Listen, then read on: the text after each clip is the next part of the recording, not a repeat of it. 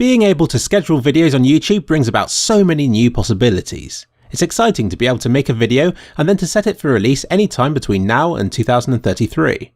Provided I could make the content in advance, I could go on holiday and nobody would even know. I've done this a few times this year already, and I'm now building up to Christmas. But it's not all rosy and exciting. The very idea of making videos for set times leaves me cold. Any sort of humanity is sucked out of the picture and is instead replaced with a box-ticking exercise where I release videos solely so that I don't leave gaps in my video releasing calendar. If you've been following this channel, then you'll know that I'm releasing a video for both 3 and 2 kliksphilip every 3 days. It's difficult to get ahead of such a challenge. In fact, I'm currently behind, but you'll probably soon see why. I understand the importance of releasing regular content, but I make videos because I want to make them, and it's those that I want to release as soon as possible and see how the world reacts. I don't want to get ahead of myself by releasing subpar content that takes a fraction of the time to make. To make things even more complicated, it's often the spur of the moment, hastily made videos that are the best. My first case unboxing video was done on the whim with Vexy sat behind me.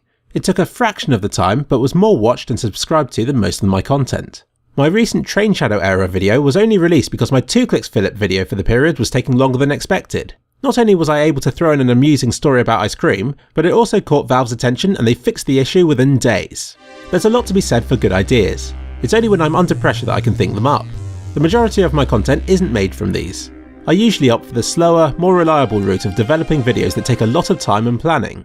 I feel a mixture of both types of videos is important if you want your channel to grow and to remain relevant. I've briefly mentioned Parkinson's Law, but I'll say it again. Work expands to fill the time available for its completion. It applies to everything I've ever done, but is particularly relevant right now with my YouTube channels.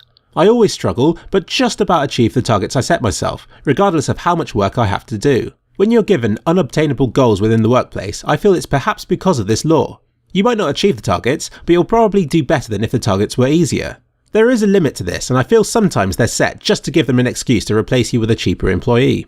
I pity anybody who has to achieve the goals set by other people who haven't had to do the work themselves. Long story short, I used to think that people like PewDiePie had months of videos made in advance and that his life was one long holiday, but I now suspect that everybody's struggling to make tomorrow's content.